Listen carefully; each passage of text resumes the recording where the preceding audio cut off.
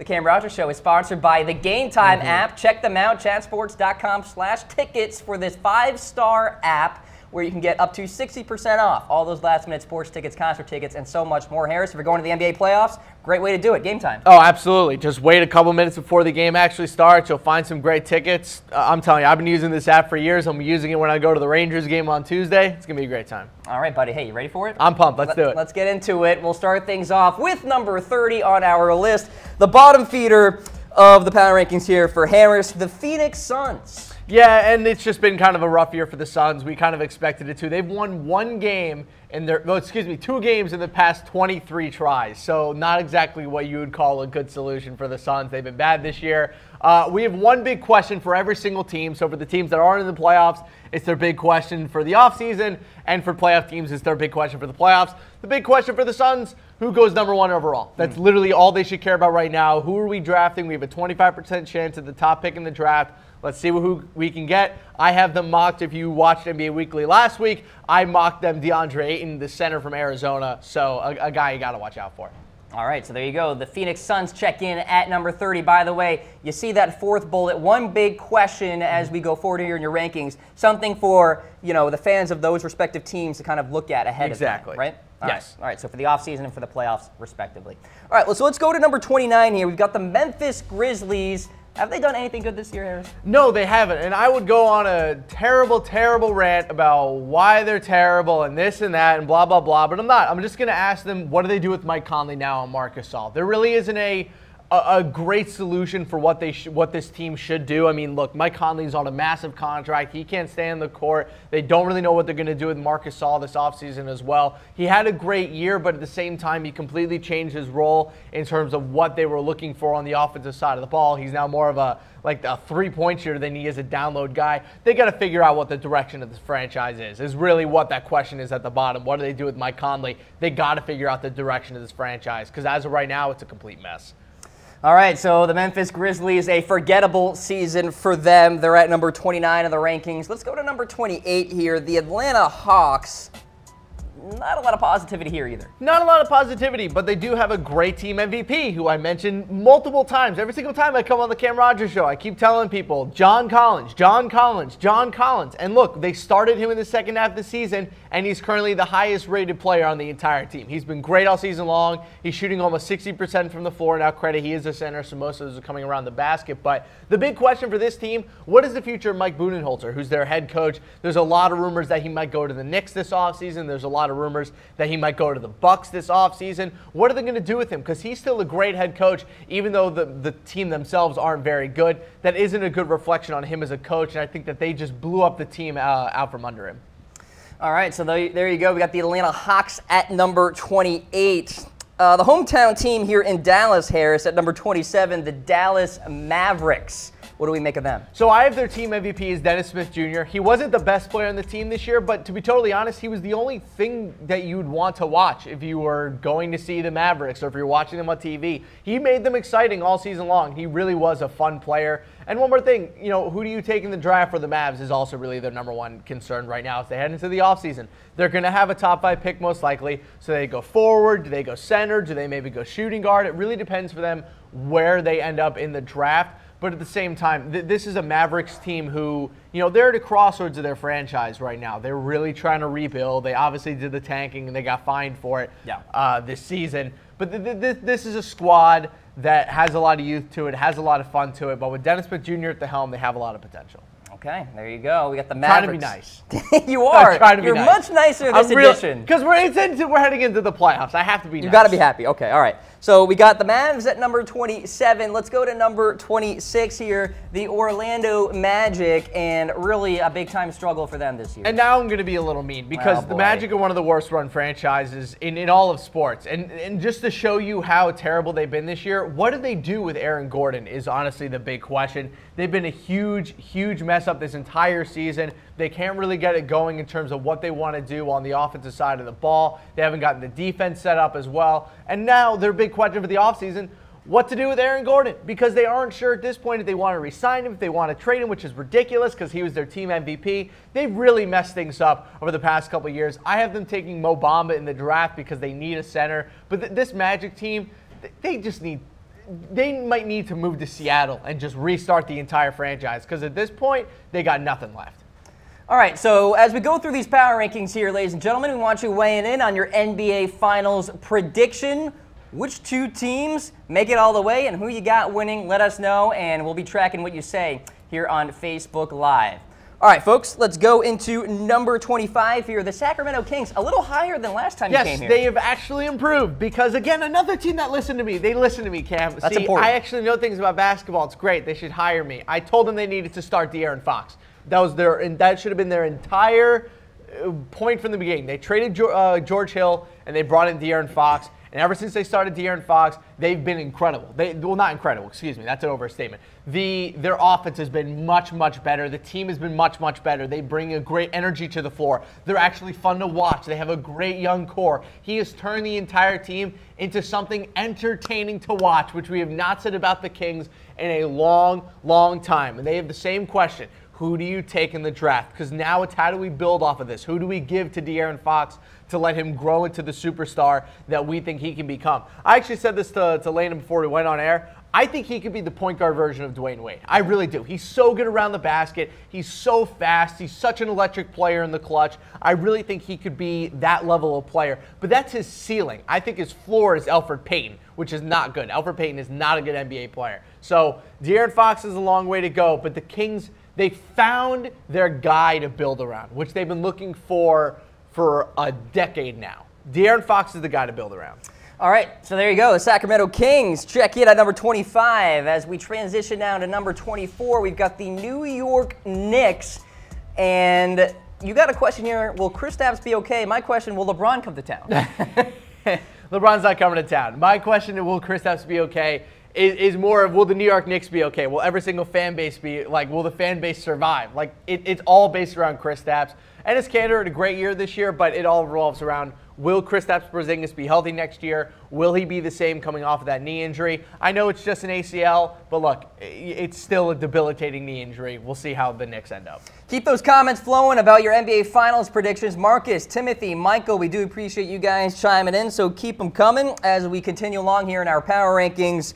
We'll go a little faster for these bottom feeder teams here, Harris. 23, the Chicago Bulls. What's the prognosis? It's Zach LaVine. And they, again, kind of like what I said with the Kings about how De'Aaron Fox is the guy. Is Zach LaVine the guy for the Bulls? I'm not really sure, because I still question his overall efficiency. I question his play style. I wonder if he's too Russell Westbrook rather than a facilitator. But this is a Bulls team that has, been bad all season long. They were supposed to be bad. They didn't really have a lot motivating them to be good besides Zach LaVine coming back. So now they've decided, is Zach LaVine the guy? I'm not really convinced, but we'll see.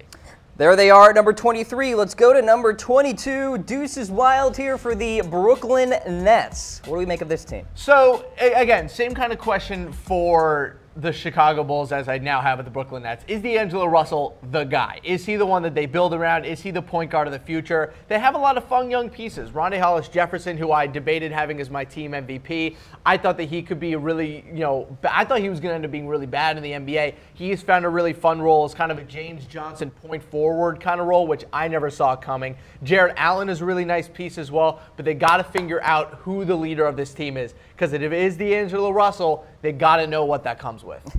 Funny comment here that just came in, Harris. Michael saying, Zach LaVine is the guy when they make dunks count as 5 points. I love it. Appreciate that, Michael. All right, let's continue on with our rankings here. 21, the Charlotte Hornets. What's the deal? They pissed off Kemba Walker. No. And by pissing off Kemba Walker, they have pissed me off because it was stupid that he was ever in trade rumors in the middle of the season when all he's been doing is balling out. Do you know he's currently the all-time leader in points for the Charlotte Hornets? Do you know that? I did not. Now you know, because it's ridiculous how they've been treating this guy. And now the big question, do you keep Kemba Walker? I think they're going to end up trading him just because they got to get someone, or they got to get picks. They have to rebuild this franchise. Dwight Howard being brought in was a weird decision, but now they're bringing in Mitch Kupchak, the former Lakers GM who built all those great teams. He's now the GM and president of basketball operations. So we'll see what happens with the Hornets, but man, they got to figure this out. Michael Jordan has not been running a great franchise for the past couple of years.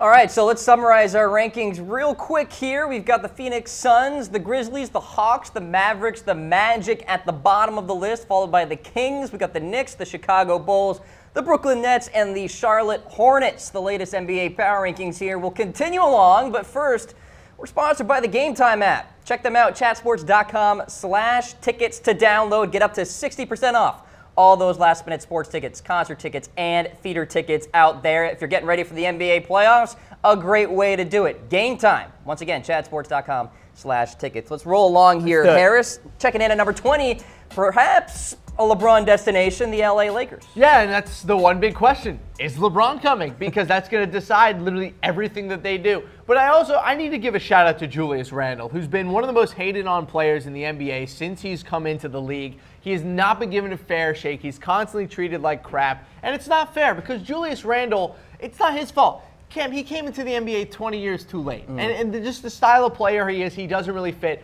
But he's had a great year this year. He has. He's found a role in the NBA as a big man, when you go small, he can play the 5, and he comes off the bench to be a really good 4. He scores really well. He started to rebound well. He's starting to understand kind of the Tristan Thompson art of offensive rebounding. Watch out for Julius Randle. I think he could be a good player, but we'll see what happens with LeBron. That's all that matters. All right, let's go to number 19 here, the Detroit Pistons. Now, what do you make of this team here? Because, they're good in defense, scoring not so great. No, everything that happened with them went exactly as I thought it was going to happen, is that they got Blake Griffin, and it didn't improve the team at all because they gave up so much to get him, and they don't have a point guard. And that's exactly what happened. Their record from when they got him to where it is now has almost been completely unchanged. They're still under 500. They're out of the playoffs. And now you have to question what the future is for Stan Van Gundy, because do you keep him? Do you let him go? Do you take away his GM title? There's not really a clear-cut idea of what they should do with Van Gundy, but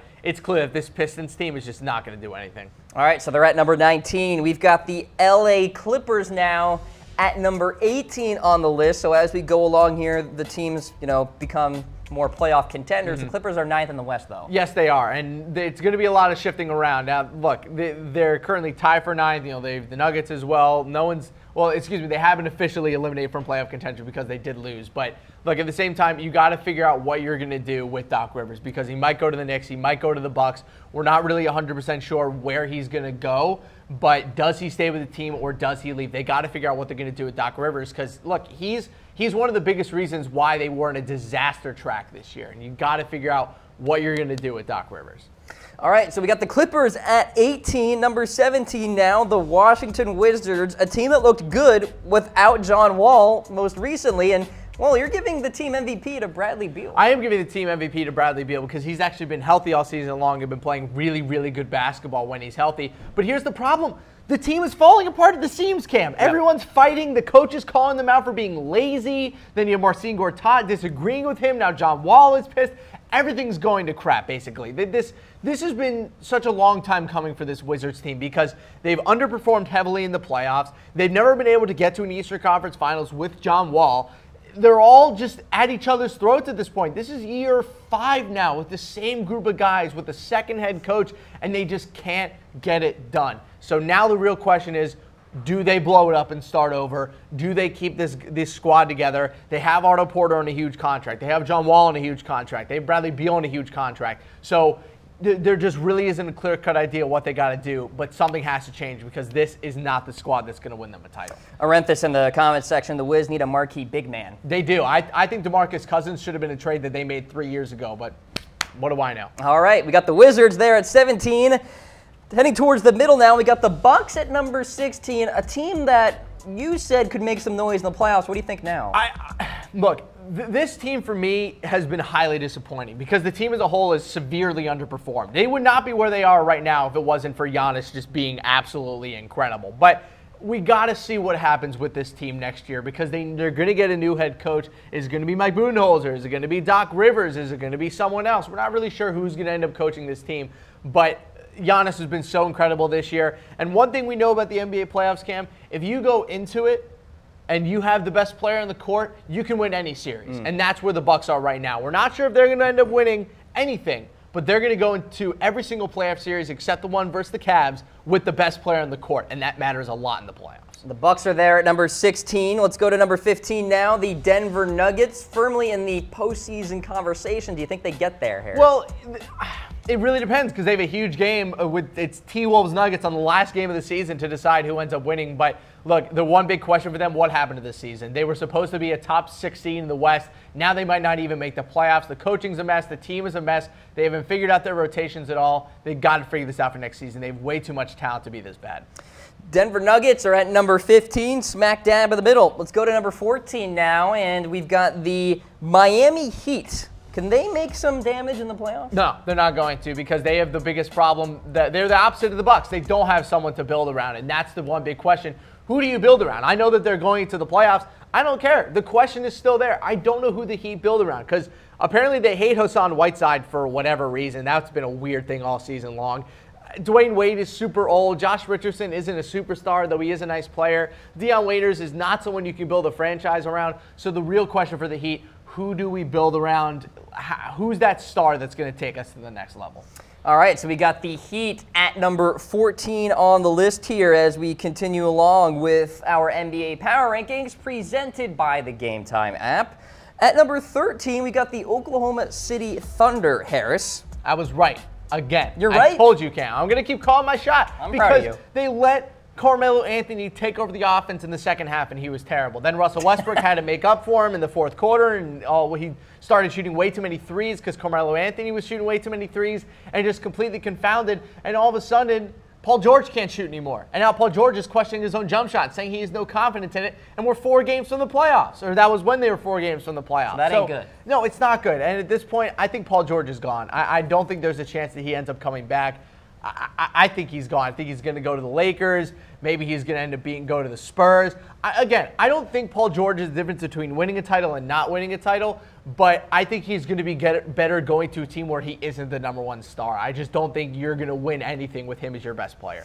All right, so we got the Thunder at number 13. Let's go to number 12 now, the San Antonio Spurs. It's Kawhi, it's Kawhi, it's Kawhi. The one big question, Kawhi, with a big question mark, because we have no idea what's going to happen with him at this point. Look, they're one of the best defensive teams in all of basketball. They score at a decent enough clip. LaMarcus Aldridge has been really nice, but it's been very clear. This is a team without their best player. They've been playing without him all season long. They've lost a lot of games that they shouldn't have won, and this is going to be the first time in 20 years that the Spurs do not win 50 games. One of the longest-lasting records in all of sports, like the Detroit Red Wings going to the playoffs every single year. That's how amazing this streak was.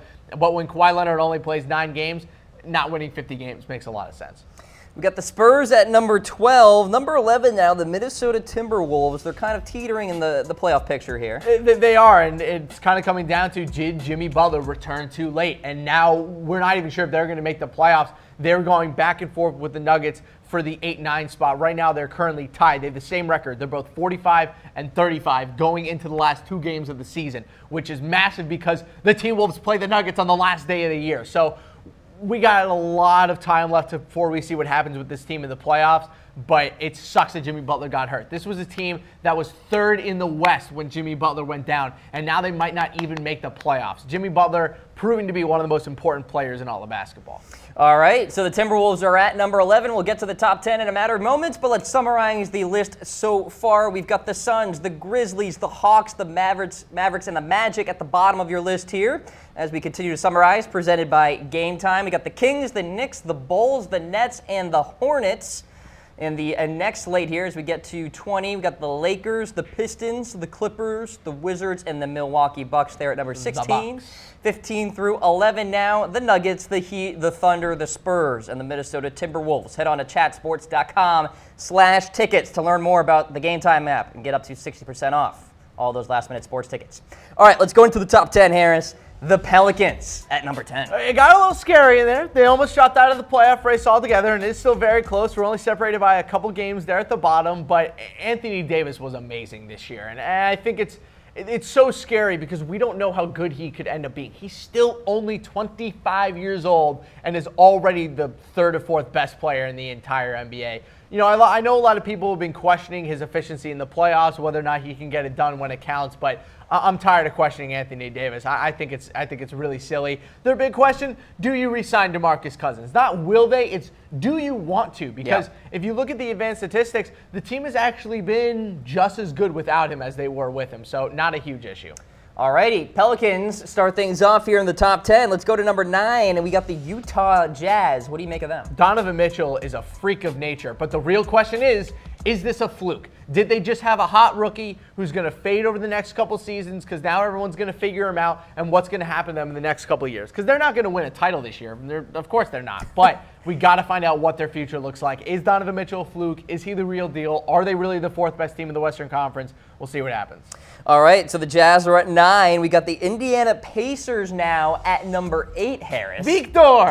Victor Oladipo. He's amazing. It's incredible. And the one big question that I have for them, do you build around Victor Oladipo? Sure. Because the only team that has successfully built around a player like Victor Oladipo was Dwayne Wade with the Miami Heat.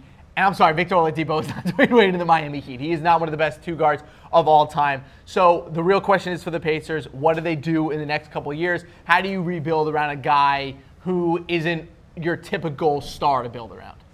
Alrighty, so we got the Pacers at number 8. Let's go to number 7, a possible LeBron destination, the Philadelphia 76ers. That's the one big question. Is LeBron coming? Because they have everything else figured out. They have Ben Simmons figured out, who, by the way, I am done questioning Ben Simmons. I'm done. I'm sorry. I don't care that he can't shoot a jump shot anymore. You've always loved Ben Simmons. I do. This guy looks like Magic Johnson. I'm sorry. I don't know why people are so afraid to say it. He's doing every jump hooks, baby hooks, great moves around the rim. You know what's crazy about Ben Simmons? People keep saying he doesn't shoot and he just has to go to the bucket. Then why has nobody stopped him yet? I don't understand this whole thing that Ben Simmons can't shoot and it's going to take away from his career. It hasn't yet, and I don't think it's going to be a big problem. I can't wait to see what the Sixers team does in the playoffs with a fully healthy Embiid and a fully healthy Simmons. This team has the best chance to beat the Cavs in the playoffs, if you ask me. All right, we got the 76ers at number 7. Let's go to number 6 now, the Cleveland Cavaliers. Are they going to the finals? I was right again, Cam. I'm sorry. You were right. I'm going to keep calling my shots. They still don't play defense. But the real question, as I have with the Spurs and Kawhi, it's just LeBron. Are you coming back? Nobody knows. I don't even think LeBron James knows. We'll see what happens with the Cavs, but no, they're not winning the finals this year. All right, let's go to number 5. We got the Portland Trailblazers here, Harris. Incredible.